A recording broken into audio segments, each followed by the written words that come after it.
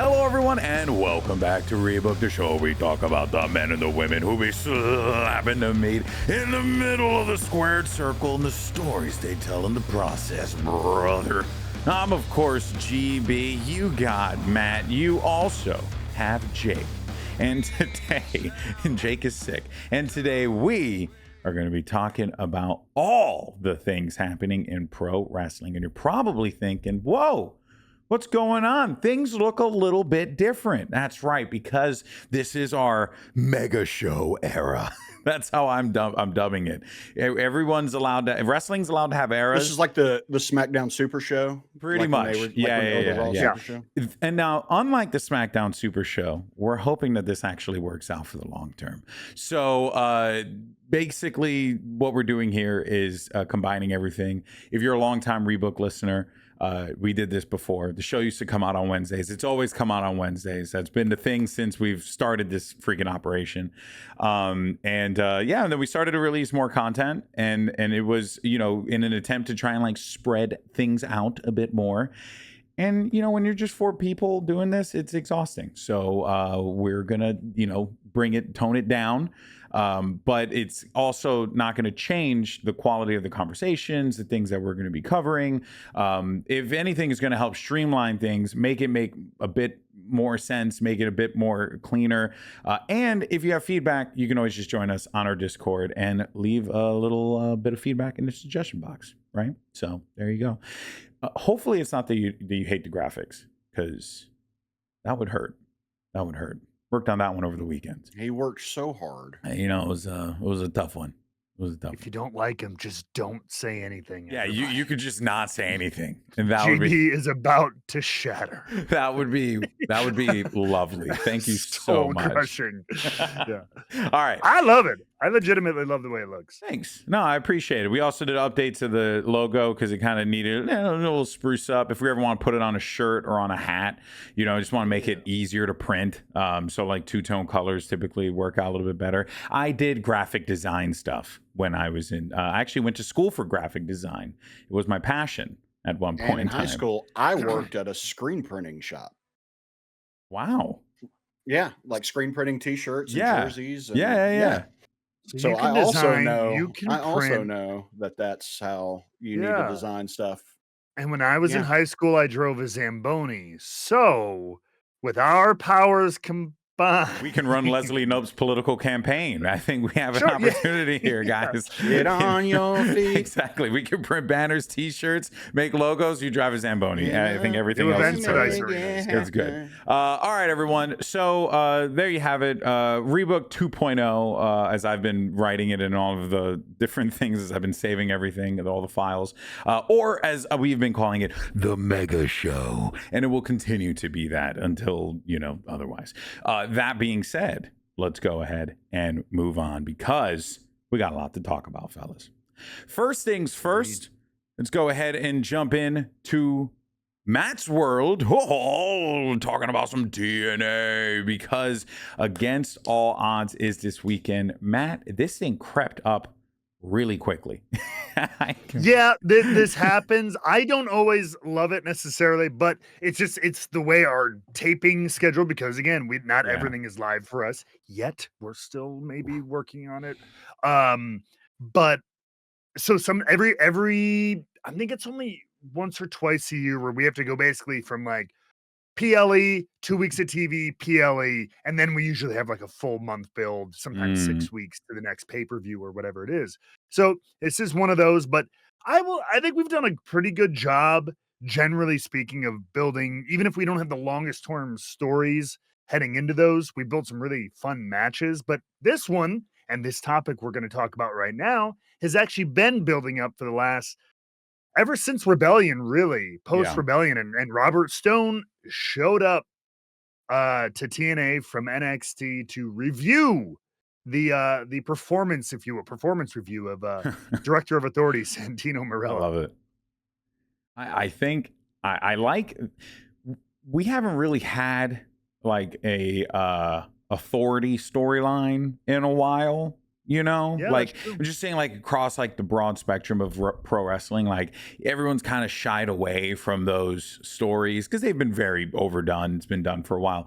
But I like the way that they're doing this because I actually do think that there are a lot of ramifications, right? Like a lot of really smart and clever ways that they could go about approaching this. Like, for example, Tessa Blanchard's aligning herself a lot with Robert Stone. Robert Stone clearly being the, insurgent from NXT coming in trying to like take over. That is good because it's good for her. It continues to just put more heat, just gets her like more and more like in that, okay, she's clearly picked her side kind of deal. And I want to see how that story manifests itself.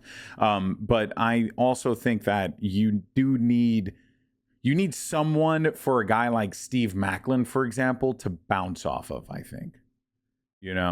That's that. I don't know why I'm highlighting Steve Macklin, but he's the one I immediately think of. Who is he bouncing off of? Like Robert Stone, like a bad guy, like Robert Stone, a bad guy villain, right? And a guy like Steve Macklin. So wait, you're jumping ahead in time. You're presupposing that one Robert Stone is winning authority here. Oh yeah, I'm so sorry. I should have prefaced that. This is. I see. Robert Stone is gonna run TNA at least for a couple weeks. I think it's gonna happen. I don't know. That's my theory.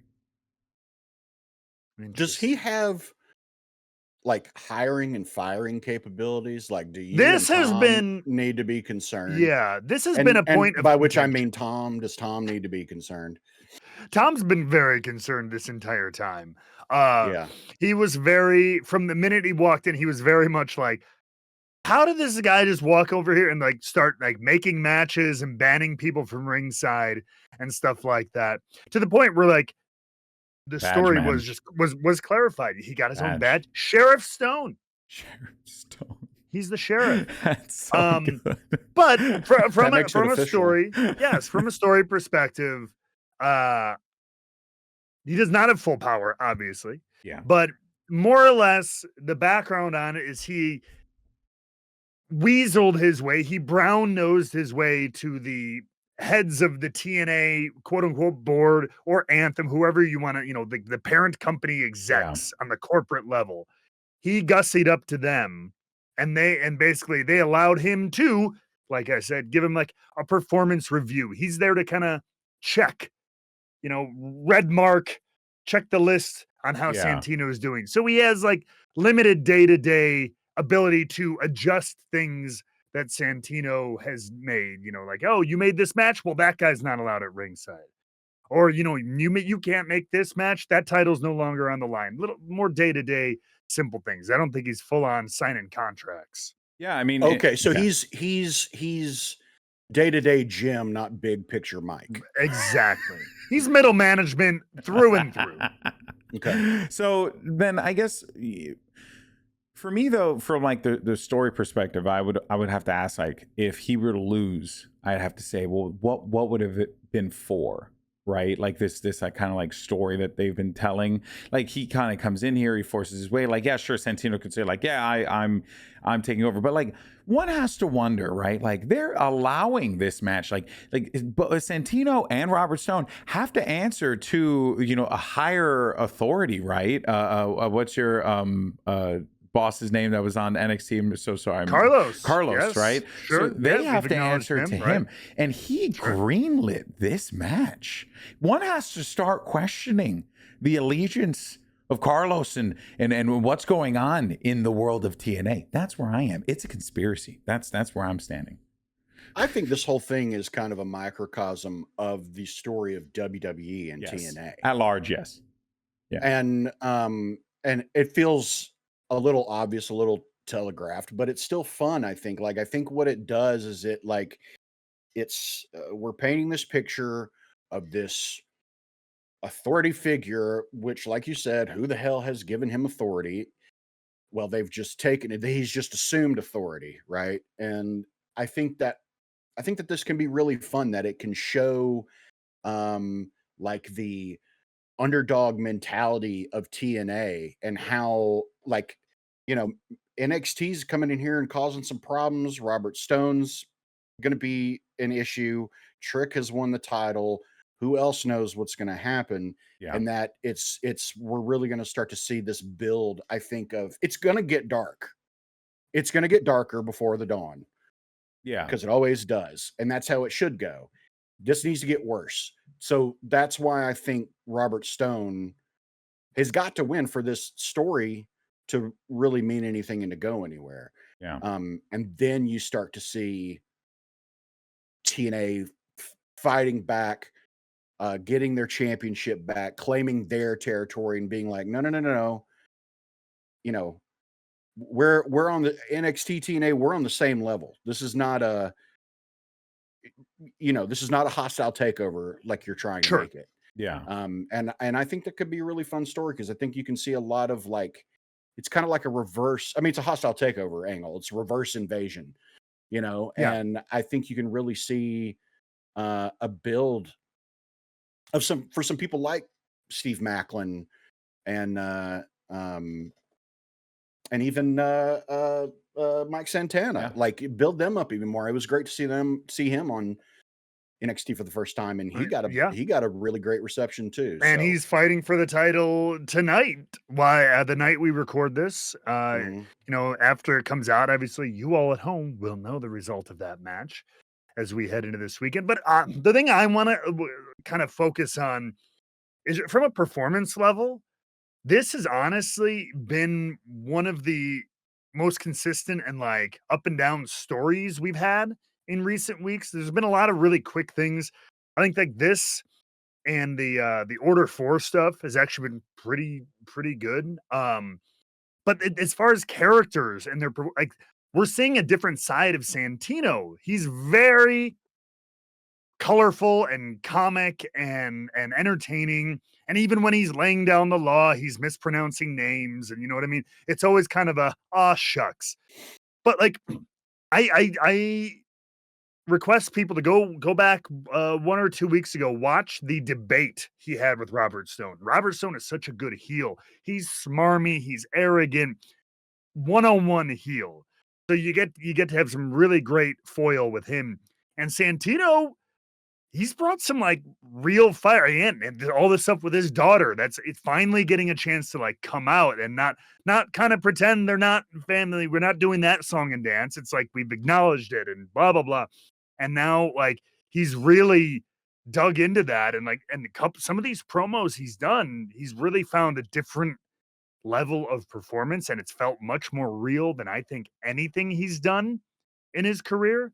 So it's really cool from a dynamic character presentation, and where we go from here, I do not know. And he looks great in the ring, man. I just wanted to say that. Yeah, he still moves. People so often see him as a just a comedic wrestler, and he is a largely comedic wrestler, but when he wants to go, he can go. I mean, still to this day, one of my like favorite memories, honestly, kind of just in wrestling period, was 2012 Elimination Chamber. Oh yeah, when it was just down to him and Daniel Bryan for the World Heavyweight Championship, and that crowd, I mean, was just in the palm of their hand because everybody was like, "Oh my God, can Santino do?" Like it was. Oh yeah, makes you wonder why they never actually did fun. It. It was like... so fun. Well, the guy in charge, but we got to see, the kind of thing that Santino really is capable of, and it's great seeing him come in here and look just as good now as he did then. Dude, he's like a legitimate, like he trains. I don't know how much he competes or anything. He trains like judo and like MMA and like Greco. I don't know what. I know he does a bunch of like actual like combat and wrestling and stuff in his training outside. He did a Josh Barnett like blood sport thing in Japan last year, I believe. Damn. And so he wrestles from time to time on different shows. So like, yeah, he's kept up. He's in incredible shape and is like, he's legit. You don't mess with Santino. Yeah, he is. He really is one of the greats. Is for a variety of reasons, because the man takes anything, turns it into gold, and you always got to respect that. Hell yeah. I'm curious what happens to him when or if Robert Stone wins at Against All Odds. Like I'm curious what happens there. How does he play into this? I'd like to see Santino do a little bit more in-ring stuff before he probably hangs it up. Maybe that's a little bit of what this is, signifying, but we'll see. But yeah, I think the story here is very interesting, and it sets up a lot of things. And I actually wanted to take a second before we move on to go through what the card is. You hear me? I'm an esports guy. What the card is going into this. So now on NXT, which is tonight as of this recording, there will be there's a championship match between Mike Santana and Trick Williams, right? Yep. But this is also set up, so it seems like Mike Santana can also go into Against All Odds as a champion defending against Trick Williams. Who knows? Who knows what could happen? Although I do think it's Elijah versus whoever wins tonight. Oh, it's Elijah's in the match regardless. So this graphic is okay. So yeah, copy that. So it's a singles match between Elijah and whoever wins tonight. Okay, copy that. So it could be Mike, it could be Trick. Got it. Yep. So I think it's going to be Trick, more than likely, but we'll see. That being said, though, I don't think that I don't see Trick losing this belt right now. So it doesn't. It historically you would not think, but live TV folks, they get to be live every week, so crap happens on the ground. You never know. This is true. That is very true. Then we have the TNA Knockouts World Championship. Masha Slamovich will be going up against Li Yang Lee. And this one kind of just came after Lee had like a really good match, and then Masha came out, and there was like a little challenge. Masha just basically called her out, which is like, "You're a badass. Yeah, fight me for the title." It'd be a good match. Lee's been having some great brawls on TV lately, so we'll see what happens.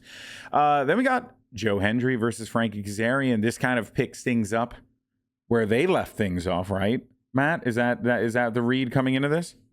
Yeah, I mean, essentially this, excuse me, after Under Siege, they had a little bit of a backstage confrontation, just about everything heading into that battleground match with Trick. And then since then, Frankie was persona numero uno to call Joe out for losing the title, using an incredibly underrated curse word on Twitter, calling Joe a dipshit. And like, it is a wonderful insult that I think doesn't get used in modern parlance enough. Sure. It's got the duh, it's got the p, and it's got the shit. Yeah. It's just, I used it a lot when I was in like 6th grade, but we need to bring it back. So really thank you, Kaz. You got to simplify, like the best trash talk and the best insults are the ones that are just like straightforward, just cut right through the noise, just get to you. Dipshit, great. And you know what? Yeah, Joe Hendry kind of was a dipshit. He lost the TNA. Yeah. Is my man wrong? So I will say, that being said, I think this is a Frankie night. I want to believe Frankie's winning at Against All Odds. Are we? Anyone else disagree? No, I kind of think that we're gonna maybe continue to see the downfall of Joe Hendry a little bit here, and he needs to start believing in himself again. Perhaps. I think that could be fun. Damn. Maybe. Wait a minute. Is he? Could he be like Tinkerbell? Like the louder we clap, like the better he performs during matches. No, I have always wanted that. I like that. I mean, to be fair, that's literally what happens anytime somebody's in a hold and you hear exactly. So that's literally the Tinkerbell thing from the play. I think what they should do is have like Joe should bring out a Believo-meter. And this is like a meter of how much the audience is believing in him at that moment in time. Faithometer. Yeah, a faithometer would be amazing. And then that, guys, you have your new gimmick. Okay, so let's dive into some AEW news because there's been some movement. Don't know if you know, big pay-per-view just happened for AEW called Double or Nothing. Had one of the craziest matches that we've ever seen. We talked about last week on the show in Anarchy and Arena, but it also had 2 incredible finals matches for the Owen Hart Foundation Cup. And we got to hear from the 2 winners, Mercedes Moné and Hangman Adam Page, on Dynamite. Let's start first with Mercedes first, I guess. And even though that kind of closed the show, we could start with that one. Sure. Just because that I think that our theory is still holding true. I still believe that this is the path that we're on, but and our theory is, in case you're just watching for the first time, is that Mercedes Moné is going to lose her titles as she makes her way to All In, and she's essentially going to crash out, and then at All In she will win by desperate means, whatever the case may be, because she desperately needs to have belts, because what is a CEO if not with, the championship? So that's the theory right now. Did anything from this promo, from that segment between them, give you thoughts that maybe they're not going to go that route? Maybe they're going to go a more traditional, I want to be better than you angle? It's too early to tell. I think that there wasn't much from this. It was a pretty standard, like, toe for toe, right? They both teased each other's finishers kind of thing, but I almost got you, but I almost got you. I'll see you down the road. Like, it was very like step one. There was no, Tony being very Tony, kind of being very intimate and as an intimidation factor almost. She's a little strange, but she's a little close, too close for comfort. And Mercedes is a smarmy heel. And it was first contact, if you will. Yeah. Even though there have been a couple of promos where like Tony was watching during the Owen or something like that. But this was, truly like first contact between these two characters. So I think I don't think we got a really good idea of where this is going. I think that's okay. I think it's okay to just have that first, like, so I'm facing you. So I'm facing you. Oh yeah. Oh yeah. Oh yeah. Oh yeah. Oh yeah. What would you guys like to see come out of this? Outside of like what our theory is, would you like to see anyone else get involved? Does Mercedes like rope someone in? Because I don't know if no, right? Okay. I don't want anyone involved in it. I don't want anyone involved in the match. Because this needs to be about Mercedes and Tony. Especially, I think given the men's situation, looks like it will probably involve many people with the Death Riders and Will and Swerve and all this stuff. And we'll talk about that in a minute. But like, given that that'll be a probably brouhaha of personalities, all kind of end gaming on the Death Riders or whatever it's going to be. Yeah.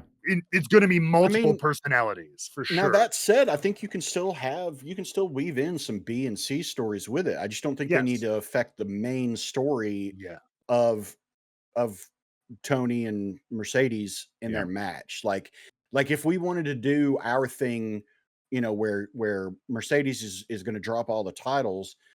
I mean, to me, you have Tony go to these younger talent and talk them up and be like, well, why is she getting these opportunities, and why, she's held the you could be the one to dethrone her, and blah, blah, blah, and use that as a means to get in Mercedes' head. You could use this to build up other younger talent. Yeah. Put the TBS championship on somebody new. Yeah. So there are things you can do, but as far as like this segment goes, I mean, it was pretty boilerplate, which is fine. I don't think that we need to immediately take off with this. I think we can kind of slow play it and just see where it goes, how the audience responds to things, and just kind of go from there. Yeah. I definitely feel like, much to what you guys are saying, not just too early, more just wanted to see anything you guys caught that maybe I had missed, because there's always those little bits, right? I definitely think that Tony's going to have a lot of fun, to what you were saying, Matt, about how she was like invading Mercedes' like personal space. They're going to have fun with that, and clearly, like, I'm hell, I'd even like to see it go to a way where like Mercedes kind of likes Tony, and maybe there's something that happens there. You get like a MJF Adam Cole type of situation, not necessarily to that degree, because it just seemed right now that it was like, I want to be better than you, but I want to be better than you, and then she sniffed her. The two of them are more alike than they would probably care to admit. Exactly. And I think that's going to lend itself to some fun storytelling moments for sure. Yeah. And also Tony keeps putting herself in these situations where she's, fighting, these big matches, like these eliminator matches, and she's winning, and it's clear like a dominant champion putting her title up for grabs versus a champion who has not put her title up for grabs. Oh, dun dun dun! Sounds like the recipe for a little storyline. I don't know. That could be very interesting. I would not be shocked if that is like if a promo goes in that direction, where it's like, hey, I've been defending my title every week. You don't ever, and then Mercedes is like, well, I'll tell you. Yeah, that happens, boys. We're going playing the lottery. Okay. And we're all getting We Called It hats. We're all getting We Called It hats. Yeah, we do. We really do got to get We Called It hats, and we also have to get hard ass hats as well. However that we need hard ass hats. Yeah, you remember that Andy's hat. Andy used to wear one to put on my hard ass. Put on the hard ass hat. It was just a butt right on the thing. While you're wearing that. Well, of course, there was other things that had happened on that episode of Dynamite, because we also got more movement with the men's side of things, where Hangman Adam Page came out to talk about the upcoming challenge, and then Swerve Strickland showed up, and then Will Ospreay showed up. And I got to say, this was one of my favorite promos from Will. I really enjoyed it. Like when he goes to Swerve and says, it wasn't you, it's not me, it's him. And like the crowd reaction and the way, because like that is a very like on the nose way of saying it. But that is like the meta that we've been kind of talking about, the meta example that's been resting above this, Jake, right? It's that Hangman has been traditionally the guy for AEW, so it would make sense that he's the guy in this situation. What'd you make of the promo? Yeah, I mean, I think it makes sense. I mean, we see it in sports all the time, where it's just like you see great players, you see great teams, but it's just not their time yet. Yeah. It's just not their time. Like the Knicks, for example. Oh, don't do that. Don't do that. That is just messed up. That is. I don't know how you fire your coach after getting the conference finals today, but anyway. Yeah. No, I think it's, and sometimes great champions recognize that, and Ospreay did, and it's not to say. I mean, look, like these are honestly the big three of AEW as far as the men's division go. Yeah, right now for sure. Yeah, yeah, and I don't know if they need to be on the same page, but they just need to not be adversarial with each other. Yeah. They just need to get along. You can kill each other later. It's like Hulk and Thor fighting. The thing is, we think that they would get along, but then I don't know if you guys saw Collision, but then Will Ospreay went out to talk to Swerve, and then they just threw hands. They just fought. Mm-hmm. They just beat the crap out of each other. So I expect a match, which, that's going to be awesome. I expect something there, Matt. But yeah, I mean, I think like this is a really cool way to kind of approach this, right? It's a very on the nose, like this is the hero we have to rally behind.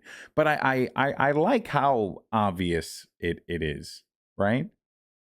Well, I mean, or for you, what do you mean by obvious? And well, I like how like clear it is. It's very like Hangman is the guy. Hangman is right. Like there's a very like when Orange Cassidy was fighting the Death Riders, it was like I got to do this on my own, right? It was very like it was like a different story being told there, whereas this one just feels very, very clear. It's, here's the lone cowboy, the good guy who's going to go here and ride, or lead the cavalry to victory or whatever the case may be. Right.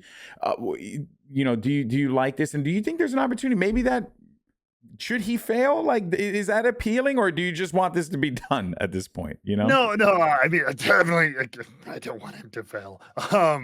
But I think you have a good opportunity to tell a really good story. And I loved this promo. I love this whole segment. You set up so many different dynamics. And I love Swerve and Hangman. I'm struggling at the moment to think of anything in AEW that has been a more consistent story and told consistently. Tony Storm and Mariah May, but these guys are longer. No, this is longer. Yeah, this is still going. And the idea that they're still on camera, they still have the same, like, we're not forgetting the past. So many times when like a character goes from a babyface to a heel, they might have like oh, I remember that, but I respect you now kind of no.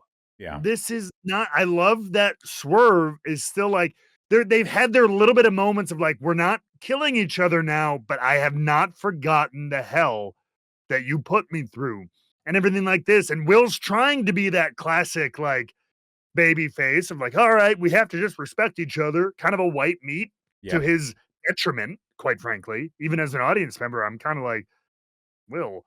But like, no, like, I may not kill him right now, do whatever, but I will never help him. Yeah. Screw that guy, at least for now. Yeah. And that's a journey we're going to have to go on, which is really cool. I never want them to mend it. I never want them to mend it because it's more compelling, I think. I think if they're like... I think there's a world where they do, but then it's fragile, and then like... and then it can break at any time, and you can go back to... I love relationships like that. And so I think there's a lot you can do, and Swerve is a very volatile... These are all... very volatile personalities, and it's like this, like Will was trying to say, we're going up, or like this company, this brand is going up against the united front of the Death Riders and all the crap they've done for almost a year now, or whatever it was. We cannot let this crap happen, but this crap is going to happen for the next 5 weeks. You know what I mean? Yeah. And then I mean, they come together. The enemy of my enemy is my friend. And that's all that Will really should have said, is been like, look, Swerve, you don't have to like it, but you are going to have to accept it, that Hangman might be the guy. And we got to get it off the Death Riders. Yeah. You know, just don't kill each other now so you can kill each other later. Yeah. That's it. Just keep it together. Like, you don't have to be friends. You don't have to like each other. Just keep it together. Just keep your cool and keep your head until the second the bell rings at All In. Yeah. After that match. Yep. And then whatever. I would love to see something like, maybe Swerve does get involved and does help Hangman in some capacity. And then after if they have that kind of moment that they had, like at WrestleMania with Cody winning and everybody's out there, rah, rah, rah, yay, we did it, we beat the big bad, and then Swerve immediately drops him. Yeah. Yeah. Just drops him and leaves the ring and is like, now you know where we stand. You got it. But this is done. Yeah. You know, hit him with one house call and leave. I also think too, though, that like we didn't really get the true fallout of Anarchy in the Arena, right?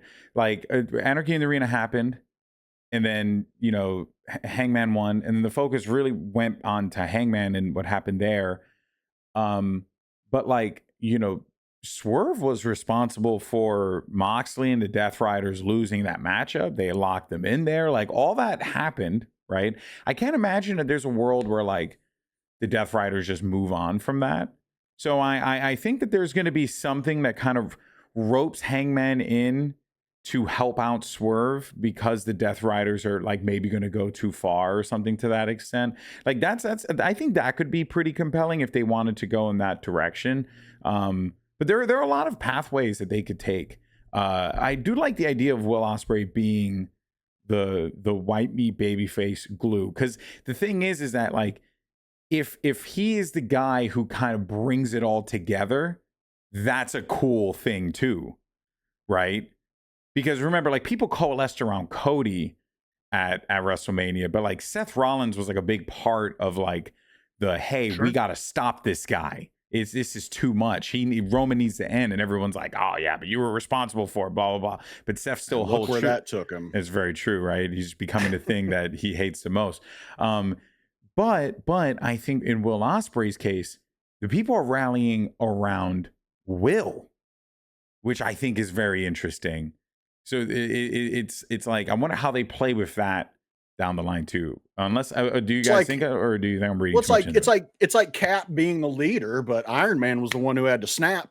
Yeah, that's kind of like that's Will in this scenario. Will is the guy who just has to rally the troops, bring the best out of everyone, and then let them do their thing. Yeah. Oof. It's exciting. We have Fyter Fest this today when this airs. It's going to be a wild show. You got the AEW International 4-way qualifier, or final, I guess. Oh God, isn't this the 4-hour show? This is the 4-hour show. I'm excited personally. I'm excited, but I'm also for Fyter Fest? A weirdo. So, well, Fyter Fest was the first one I got to call, so it's a special event for me. I want them to hold it on an aircraft carrier so they can call it Fighter Flight. Or on a plane.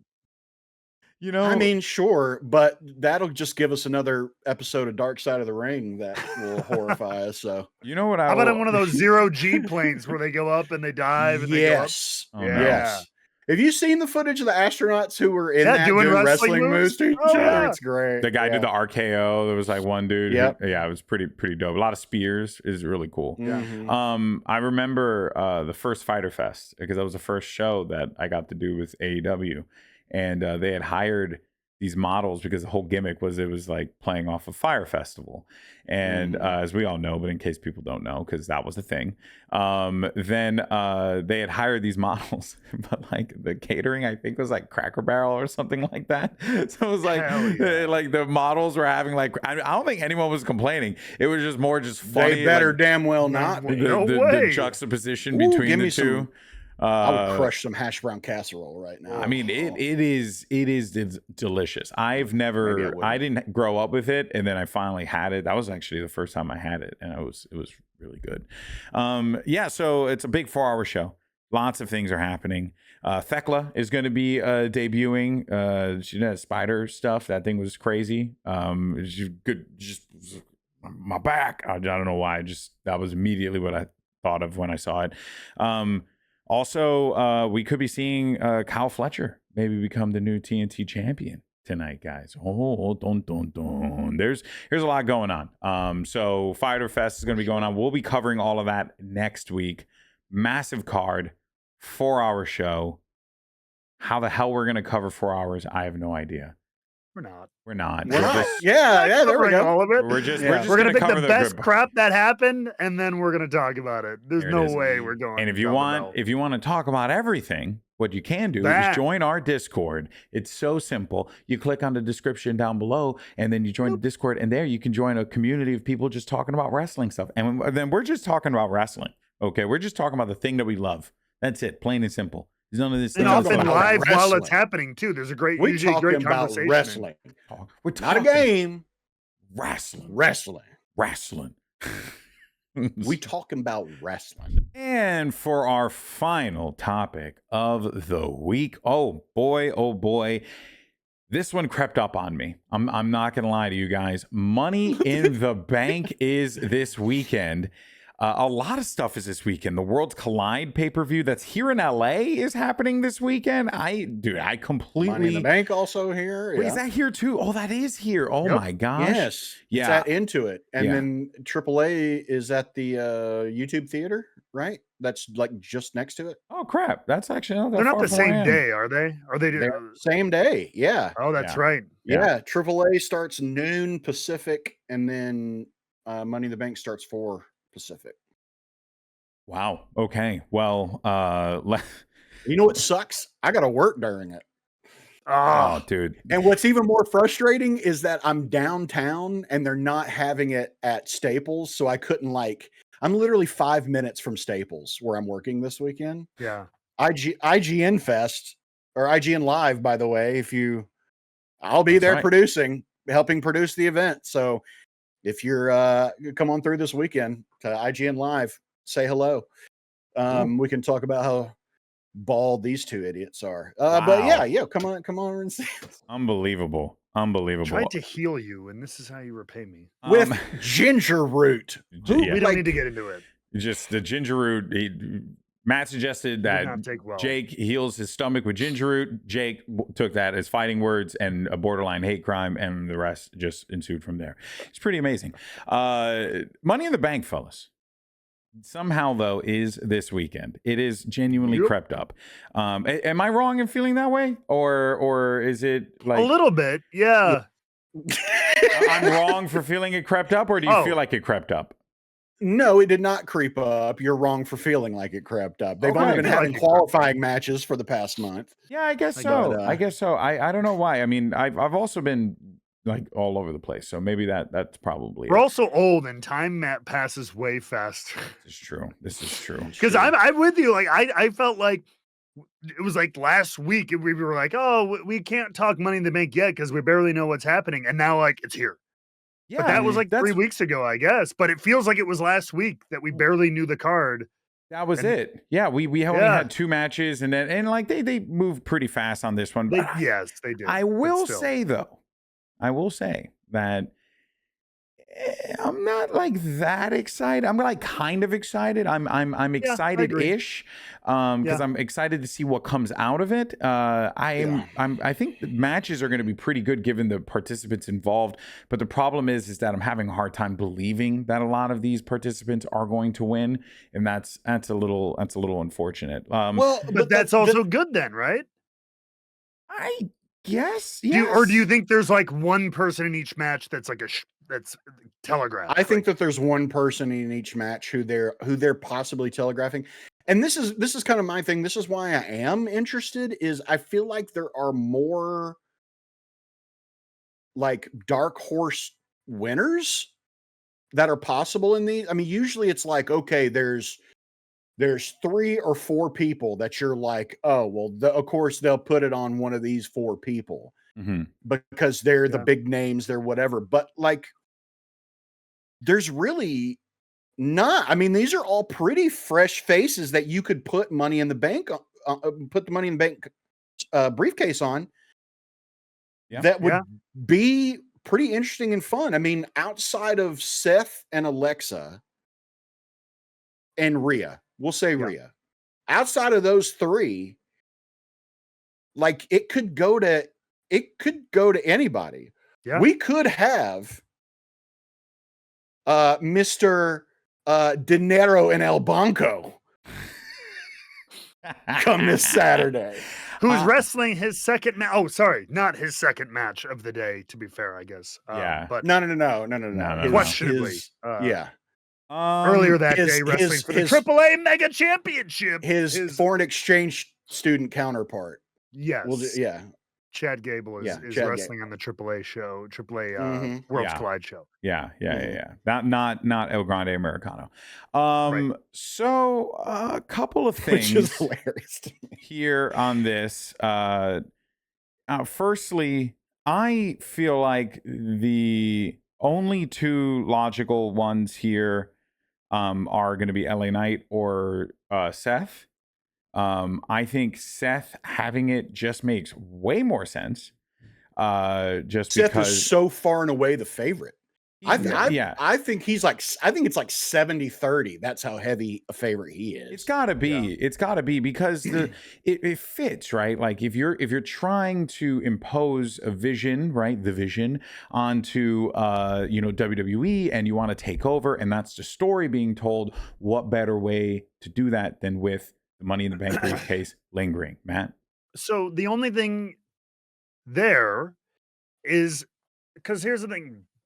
They're not idiots. They look at that and they probably know like Seth is clearly the favorite. So you could do it. You could have a situation where you bank on that, no pun intended, that he is very, and we're talking about a top star. Not only that, a guy who's literally has a faction with 2 pieces of beef bruising meat in Braun Breaker and Bronson Reed, who can back him up in an ODQ match, like a ladder match. Yeah. So, like, it's so obvious that they might play on that and the idea of Seth's going to win, and then the good guys, your Sammys, your Punks, come out and neutralize him and cost him the match. leading to more conflict for them at SummerSlam or wherever. Sure. And that Sure, feud continues, and you get it to maybe an LA night they're ready to pull the trigger on in the next year. They're given his U.S. title runs, etc. And then the other option where I would not be surprised if they went with him would be Solo. Warm cup of Solo. Never mind. I think who are you thinking? Really? Because it also works in their story as well, I think. With the current situation with Jacob Fatu and Solo Sikoa, because Solo's very much like positioning himself as like he's getting very involved in everything. He's kind of like inserting himself in like way too many things, especially when it comes to Jacob Fatu. It's caused some issues. He like wanted him to do like another moonsault. There was like, just a basic stuff, right? Of like overzealous, like a team leader, if you will. But the reason why I think that is because it's similar to Seth, right? Like Solo walking around with a briefcase, then kind of readjust the power dynamic between Solo and Jacob Fatu, where Jacob Fatu is now the guy holding the U.S. title, but Solo Sikoa is the future world champion. So I think like there is at least something you can kind of do there if you wanted to go that route. Throw the graphic up. Oh, fantasy booking, brother! You just sparked some juices out of my mind grapes, and I've been struck with citrusy inspiration. So I don't think grapes are a citrus technically. No, they're just a fruit. They're not. They're Stone. Are they a stone fruit? Doesn't matter. I think so. Maybe. Today I learned stone beyond fruit. the point. But that I can see a very cool world again, given that tension with Solo and Jacob, and we've talked about Jacob is on the hot streak. He is kind of, I wouldn't quite say rocket strapped up his ass, but he's about ass hair away from having a rocket strapped up his, you know what I mean? Like they like him, we like him, crowds like him. Like he is taken off this year, and then especially post Mania, right? He's going full babyface sooner than later. But he's not in this match. I like a world where Solo, because I think there's also something to be given to Solo. He's been such a he's not like a star. He doesn't have a lot of star power, and like I don't think he's the strongest wrestler in the world, but he's played such a wonderful utility role in the bloodline and then the new bloodline. He's been that personality and that guy to kind of just be that personality to glue things together. Yeah. So give him a little bit of a win this match, but I see a world SummerSlam.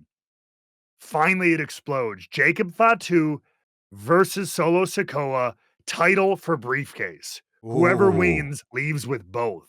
And Jacob Fatu walks out champion with a future world title shot in his briefcase. Because they're so high on him. You can tell he's so hot right now. Yeah. Why not just double down by the end of the summer and, maybe come springtime or whatever, Mania season, you pull the trigger on Jacob Fatu. And Solo can cost him the U.S. title somewhere in the next few months after that for Retribution, but he still has his briefcase and he's on his way to the main event scene. I like that. But consider this. No. Consider this. Grapes are classified as berries. No, no. Damn it, Jake. Damn they're it, Jake. berries. I just looked it up. That is crazy if they're classified as berries, though. Berries. That doesn't feel right. I don't know. That doesn't. We got to talk to science. Can we find science? Get science on the line, and we will ask science what is the proper categorization of grapes. They say it's a berry. I really like that theory, and honestly, I kind of, because see, here's the thing, right? When you look at these like graphics and you see like. I know people would say, yeah, but like, Seth Rollins is in the match, right? LA Knight, the megastar. And you're like, yeah, but remember the words of Dwight Schrute. Who do we most medium suspect? I most medium suspect Solo. I don't know. I'm medium suspect Penta. No, it will not be Penta. Guaranteed. I don't think it will either, but I medium suspect him. I think it's interesting. Why do you medium? Why? Yeah. Show your work. I don't think it's Andrade, and I don't think that it's Americano. Bring the graphic up. Okay. Bring the graphic up. Okay. Seth is too obvious. Like I said, so that's those three. They're out. Yeah. I don't really feel like Solo is that likely. I don't. I think LA Knight is probably the second most likely. I would agree. And then that would put Penta third, Solo 4, and Andrade, and then Americano. I'd probably do it in that order. Solo's just been such a prominent character, even in the main event scene over the last couple of years. I just feel like if Seth's not winning, then it's a face. Okay. That's kind of how I feel. If Seth isn't the one who's going to win, then a face is going to win it. Well, does anyone have anything left to add on the men's Money in the Bank match? Nothing left? Nothing left? Really. Okay. Because I think this is a good opportunity for us then to talk about the women's Money in the Bank match. Because where I which I'm very excited about this one. And I should be a good one. I think it's going to be good. I think it's going to be an excellent matchup. But I slightly disagree because I think that we are going to get the obvious one here with Alexa. So that's why I believe we're going to get Solo winning or LA Knight, but I think it's Solo. But anyway, I don't want to make the men's about the women. That's my under correlation. But I could see Roxanne Perez. I don't think Alexa's as obvious anymore for me even. Exactly, because of the stuff going on with Judgment Day and Liv, and what an interesting like juxtaposition. I think we could essentially see a reverse of what happened to Judgment Day last time. I think we could see Liv and Dominic end up being cast out of Judgment Day because of Finn and Roxanne being in cahoots. Sure. I could see something like that happening, and her getting that briefcase, gives her some more pull, gives her some more, because like Finn was saying on Raw, you can just be like, she's got the briefcase. Yeah. There could be a really great moment where, can you pull up the graphic again, actually, to Jake's point? There could be a really cool moment if you had someone like Roxanne and Rhea fighting on the ladder, blah, blah, blah. In comes Liv. Who's she gonna screw over? Oh, yeah. And it's that how like boom, boom, and she hits Roxanne. And it can almost be a babyface turn for Liv in a way. Right. And I can see her hitting them both, though. I can see her going. I think that situation is going to play out, and she's going to get both of them. And it's going to. And what Liv is more than likely going to do is say, "I hate Rhea. I just needed to stop Rhea from winning the match for sure. You were just casualty. You were just collateral damage. I would like that if they went that route, because it'll keep this going for a little bit longer. Because then you can have Liv continue to be like, oh, I don't know what you're talking. I don't have a problem with her. I just have a problem with the way she's doing things. Stuff like that. But also to your point as well, there's like if WWE wants those moments, and Money in the Bank's a great pay-per-view for that moment of Liv having to have that existential crisis of like, oh, who do I choose here? And then she chooses Roxanne. That could also be a fun bit too. So there really are some cool storyline elements with that. I think the only reason why I still believe it's going to be Alexa is she's so over. It's because she's so over, and I think they are going to try to do the story that they wanted to initially do with Charlotte and Tiffany, and maybe try it with Alexa and Tiffany, like this whole, like the veteran coming in here, trying to, and then there's of course the Wyatt Six, as we said, who just came back. And I think they're doing tag team stuff, I know, on SmackDown, but I think they'll need some more overarching direction, and I think this could play a lot into that. Is she tied to them? Do we know this definitively? Not yet, but I feel like that's inevitable. Yeah. Or if not inevitable, I think it's good fodder if you want it.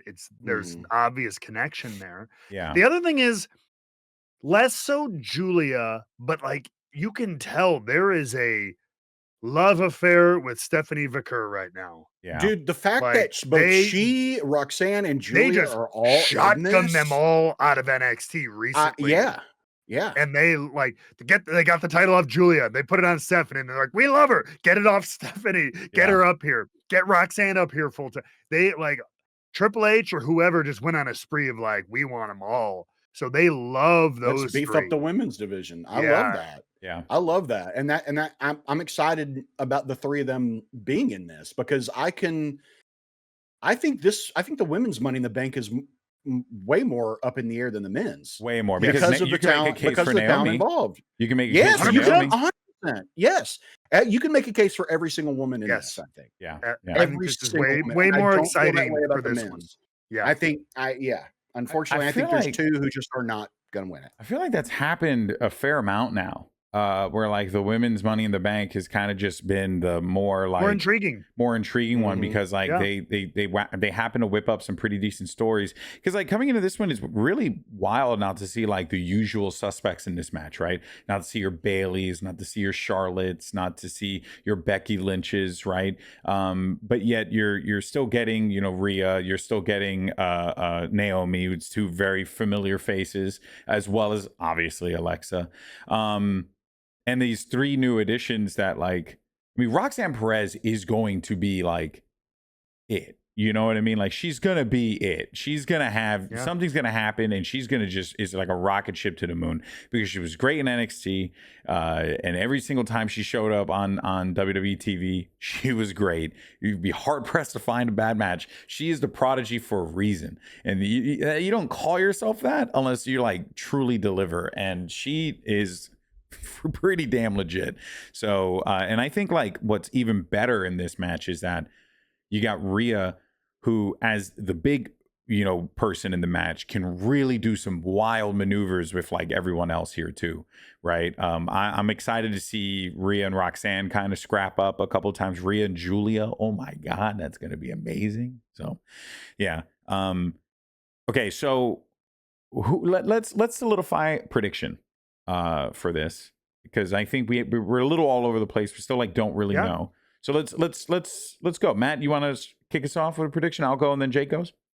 Sure. For women's or for men's? Women's, because I feel like men's were kind of like, we don't know, but we have a good idea. Whereas this one, I feel like it's a little bit more out there. So I want to get us like a good formal prediction. On this one, I'm honestly going to go on a little bit of an outside pick. I'm going with Stephanie Vicker. Ooh, that's a. Yeah. I think some of the other ones I think like Roxanne has so much story going on with the Judgment Day stuff. You don't need her to have the prop. She'll be in a main featured story regardless. So I think it could give someone like, and I just have I can feel I feel the momentum or like the wave with Vicker, like just the way she's being booked and everything like that. It's a little bit of a gut thing. And I think that one, again, given the kind of predictability seemingly of the men's, I think they'll go with maybe a little bit of an outside pick for the women's. That's mine. I'm taking a little bit of a swing. Okay, Stephanie Vicker for Matt. I'm gonna go with Alexa. I'm committed. I do think that there is a world that Naomi can win, but I think that world is much likelier than people are thinking. But I feel like given the reactions and the overall just like appeal, like Alexa Bliss, and especially if you go with a little bit more of an off, which my prediction for the men's is Solo Sikoa, and you go with a bit more of an offbeat bad guy choice, you go with the really big, you know, good guy. So I think Alexa. Jake? Oh man, yeah. I think I've gone back and forth 3 separate times just while the two of you talked, but I think I respect that. Oh man, I think ultimately it's probably going to be Alexa. I feel like I think that's going to get. I think that's going to get them the reaction that they're wanting. out of someone winning Money in the Bank. I think I don't think this crowd is familiar enough yet with Stephanie or Julia for that matter. Like you said with Roxanne, she's got a lot of story stuff going on already. I do think you're right. I think Naomi is a dark horse to win this thing. Yeah. I really do think that she could. But due for an accolade of some kind, like post championship winning. You know what I mean? Yeah, because she hasn't done anything since the match at Mania. So, but I think I'm gonna go. I think I'm gonna go with Alexa Bliss.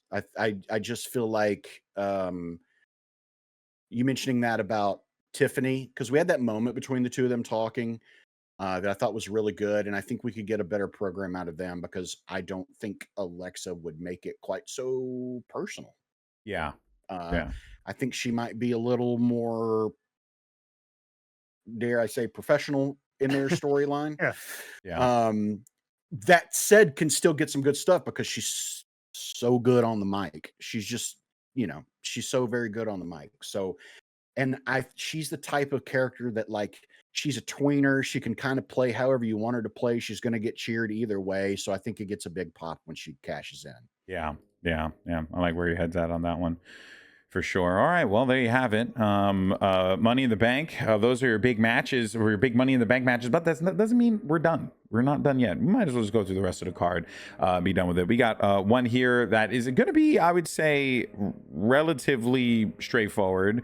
And that is, of course, going to be Becky versus Lyra Valkyria. This one, the stipulation is that if Becky loses, right? I believe that's what it is. If Becky loses, she cannot challenge for the title again while Valkyria is champion. So we totally know how that's going to play out. No, we don't. I'm kidding. I don't think we do, actually. No, that's a typical telegraph stipulation usually, right? And it might be Becky clearly winning, but then I think there is a world, especially given Becky's personality in this heel form and the way she's been cutting her promos. I think there's a world she loses again to the kid, the young kid, right? She keeps kind of talking down to her, and I think the kid beats her. Yeah. And then Becky crashes out and takes her frustrations out on someone else and dives into whether it's heading towards the world title or whatever. And I think it could go that kind of route. Interesting. So I don't think it's as cut and dry as we think. I like that. I like that. I just think that there's a big loose end that we have yet to tie up. And the question is, do you tie it up with the belt or not? And that is Bayley. Yeah. She's been nowhere. Put her face on a milk carton. Where's she been? We hadn't seen her since, before Mania. Yeah. And that's got to be rectified. That loose end has got to be tied up. I can really see Becky winning. Oh no, that's it. And that's it. Lyra starting to she's like, oh, you got to hold my hand up. And before she can hold her hand up, Bayley's music hits and she comes out and takes out Becky. I think it's the opposite. I think you have the classic, they're going, maybe Becky's about to do something. They bump the ref. Becky's about to use a chair or something like that. Bayley music hits. What the hell? That's the opening Lyra takes to pin Becky. And then Becky and Bayley spin off on their own without a title. Lyra goes on to the next challenger. That's the question. It's just, it's how do you want to do it? I still think Bayley's going to come. I think Bayley comes back. I do too. Yeah. I think you got to. Gotta be something.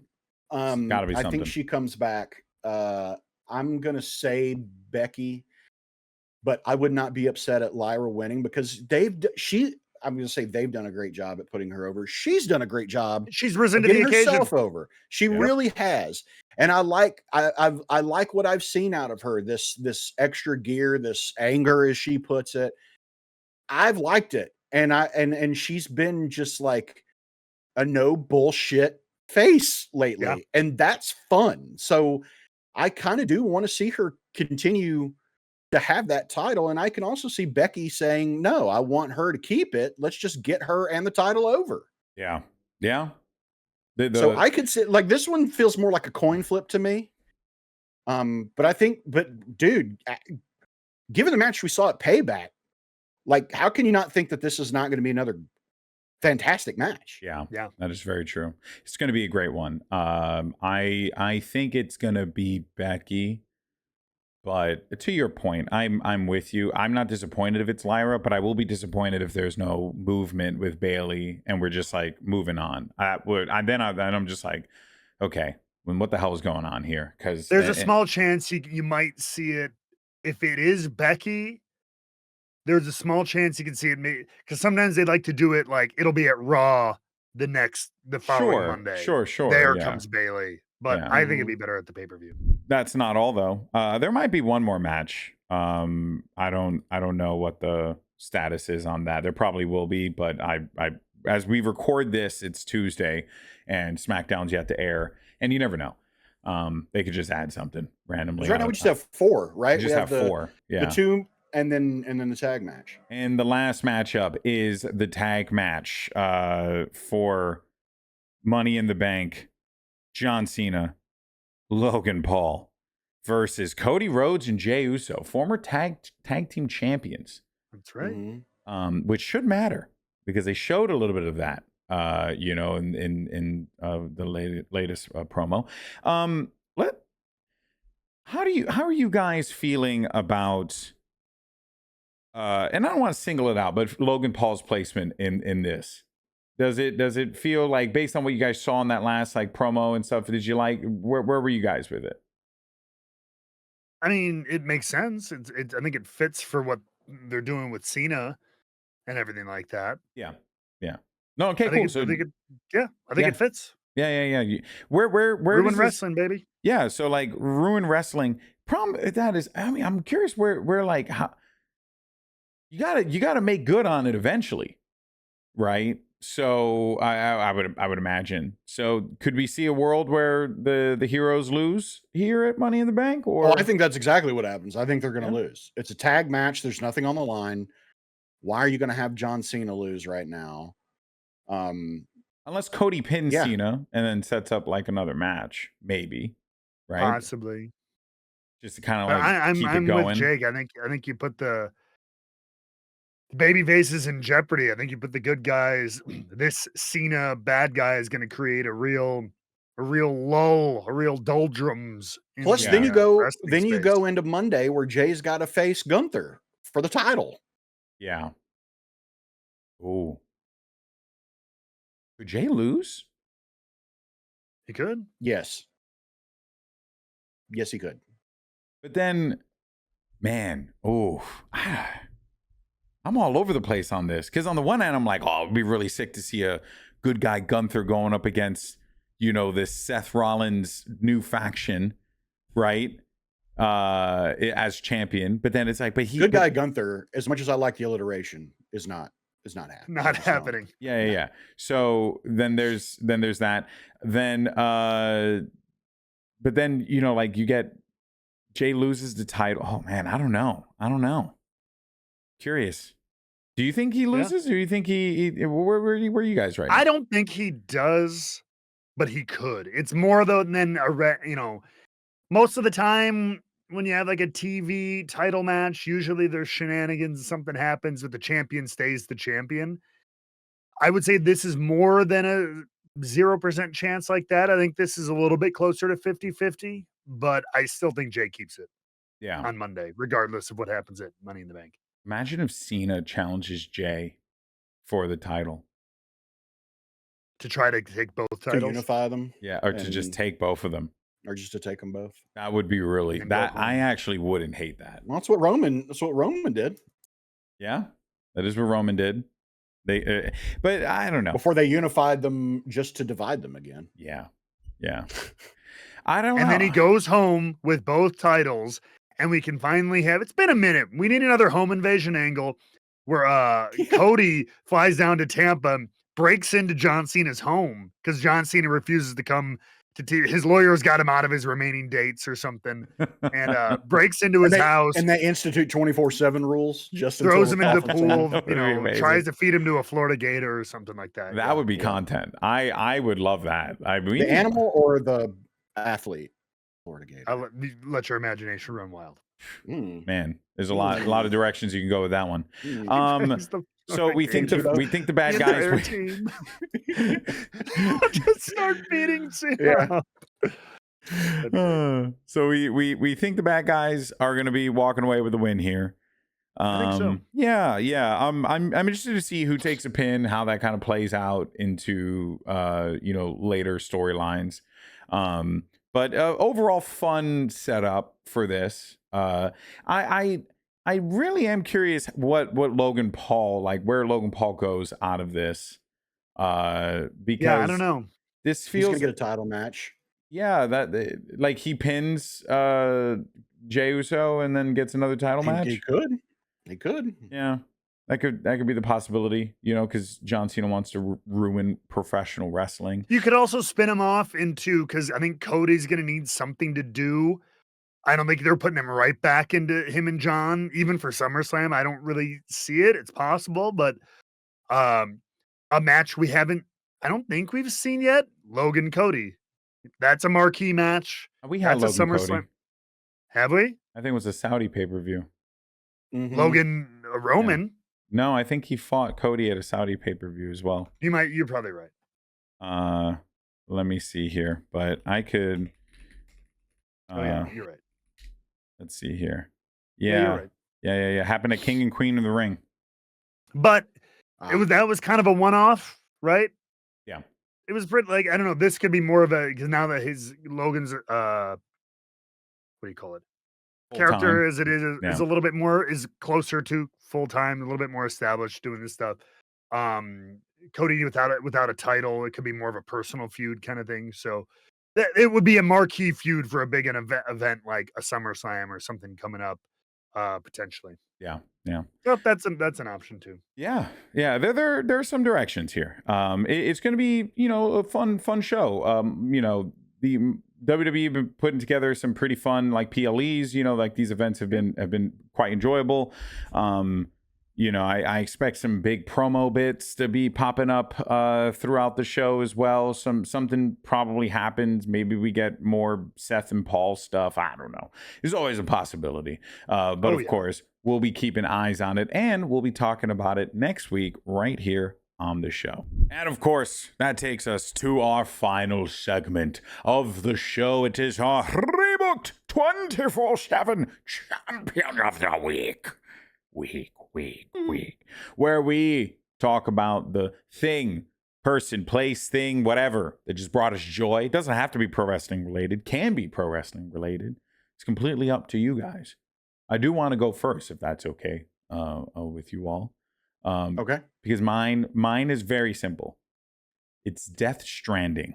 Okay. If you haven't played Death Stranding, please, if you have a desire to see things neatly organized into awesome shippable packages and then take those and then ship them across the countryside, okay, you haven't lived yet.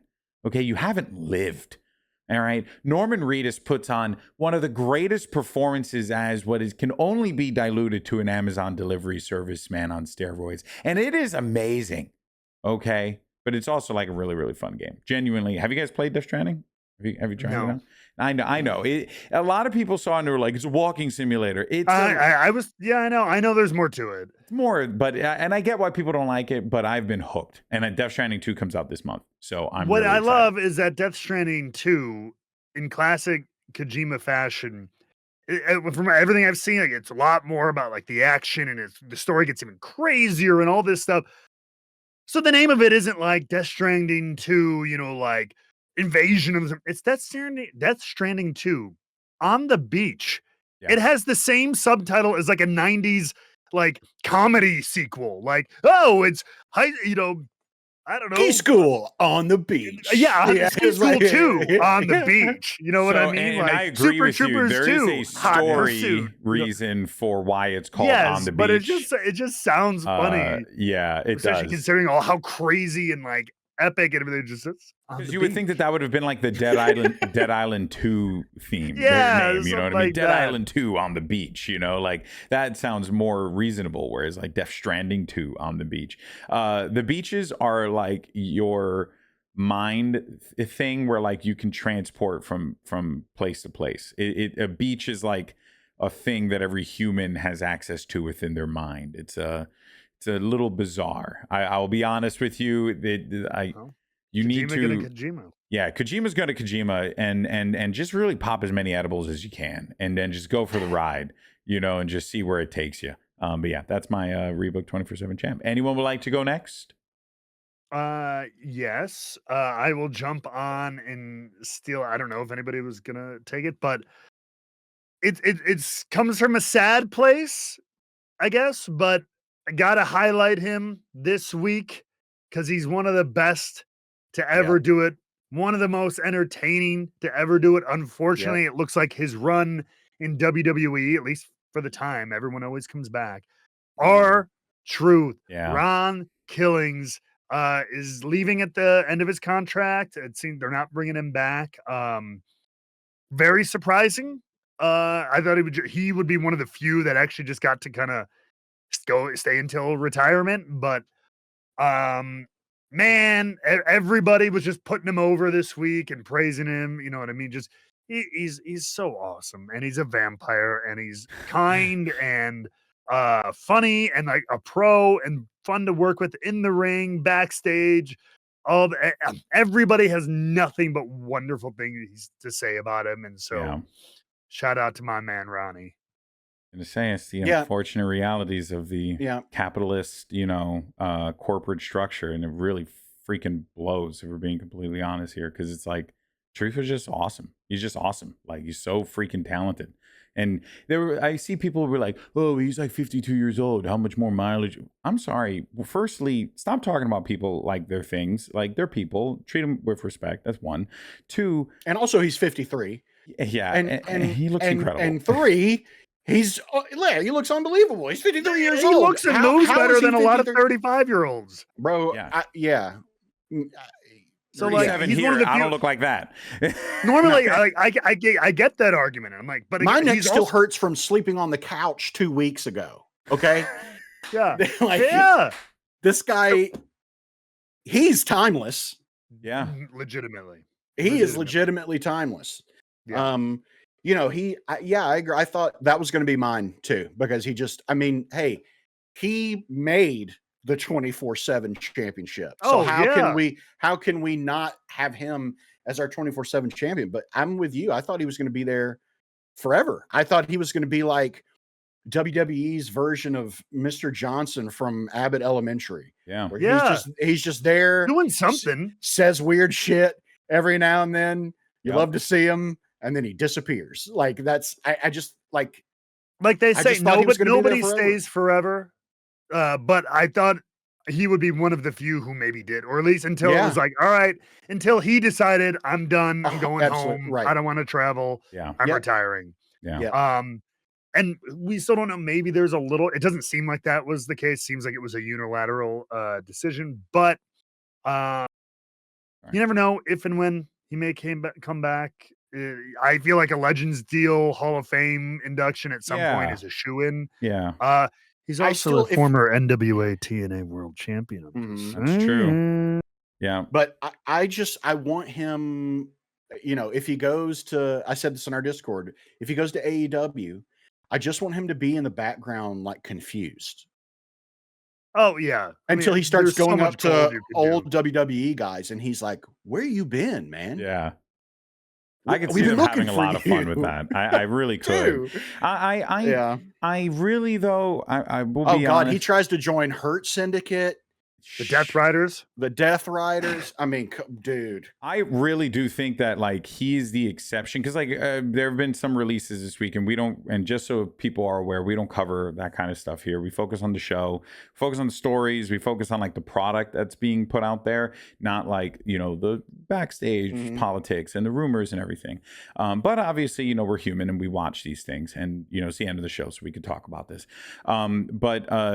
I was watching the interview that I think his name's Ariel Helwani did with Cora Jade. And I don't want to be that person, but if I'm AEW and I'm seeing this very talented individual talk about joining AEW and being very like, oh yeah, it's a good opportunity. It's a stepping stone, you know, like it's because that's how it felt and that's how it sounded. It's like, man, that's not what anyone should be viewing this as. You know, it's an opportunity to go and continue your work, continue your craft, just do the thing you want to do. So that's why, like, if they do bring R-Truth, I actually think it would be really awesome if they were to continue the funny gimmick, the thing that he was doing, what you guys said, that is genuinely compelling. It's good TV. It's fun. I don't think that they're going to do it, but I think it would have been really dope. But I just hope like whatever happens, R-Truth is all right because he's the freaking man. I've heard nothing but incredible stories about this man from friends at WWE and also like publicly. So, you know, you don't get a lot of people saying all that stuff publicly if it ain't true. You know what I mean? And so yeah, truly is one of the best of us. So yeah, without a doubt, the person who inspired the Rebook 24/7 champion of the week, that's right, will be the Rebook 24/7 champion of the week, and dare I say, for potential forever champion. There you have it, folks. Shout out to you, R-Truth, Ron the Truth Killings, wherever you end up. Right. Hopefully, hey, it'd be sick to see him show up in TNA. I would even like to see him do that same thing, but in TNA. I think that'd be super fun. Like he shows up to like Dolph Ziggler or Nick Nemeth. You know what I mean? Amazing. Exactly. Yeah. Like he's like, yo, man, Dolph, I haven't seen you in a minute. You know, and like I think that would be fun. Like just give me one. Just give me one, and then I'm okay with that. One of those bits, and I'd be fine with it. All right, everyone, that's gonna do it for us here today. I mean, Aiden. Dude, oh my god, what are you doing here? Would be hilarious. Oh my you got Lord. Phillips here too. That would be so crazy. That would be so crazy. You don't sing anymore? Yo, man, I remember when you had hair. Real. Oh man. All right, guys, that's gonna do it for us here today. We thank you so much for tuning in. Please, if you would like to leave some feedback in the comments or in the comments or even in our Discord, we encourage it. It's just the four of us and our editor Scan. Shout out to him who's making these episodes happen. We would of course like to thank everyone for subscribing. Make sure you like the video if you're watching on YouTube, or if you're listening to us on Spotify, Apple Podcasts, wherever you decide to get your podcast. Why don't you leave us a review? There are a couple of good reviews that we see down there. So thank you, everyone. It's really, really awesome of you. And also, we want to let everyone know that if you want to follow us across all the different social media platforms, you can check us out at rebookpod.com. Thank you so much for watching. We'll catch you next Wednesday. Peace.